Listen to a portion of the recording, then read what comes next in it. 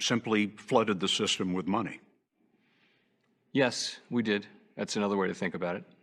We did. Where does it come from? Do you just print it? We print it digitally. So we, as a central bank, we have the ability to create money digitally, and we do that by buying treasury bills or bonds or other government-guaranteed securities, and that actually increases the money supply. We also print actual currency, and we distribute that through the Federal Reserve banks.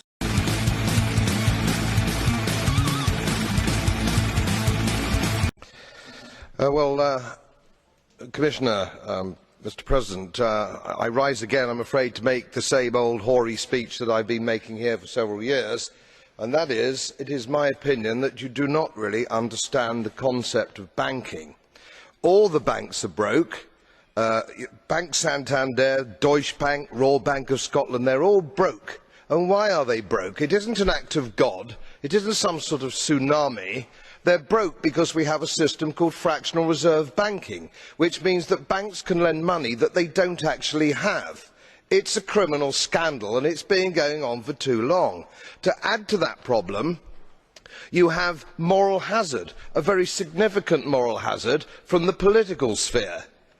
And most of the problem starts in politics and central banks, which are part of the same political system.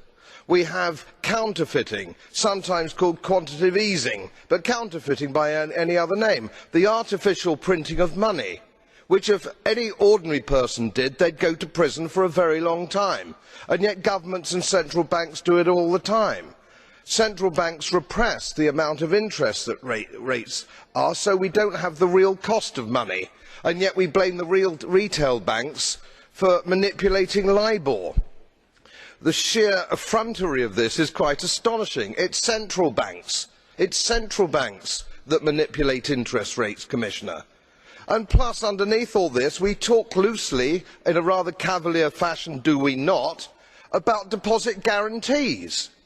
So when banks go broke through their own incompetence and chicanery, the taxpayer picks up the tab. It's theft from the taxpayer. And until we start sending bankers, and I include central bankers and politicians, to prison for this outrage, it will continue. Grazie per il gruppo. El banco. El banco, marica. ¿Cómo es posible esta mierda? ¿Sabe para qué es eso, calidad? Para uno hacer carpetas y vainas. Mire. Que el banco mandó a votar, ¿ah?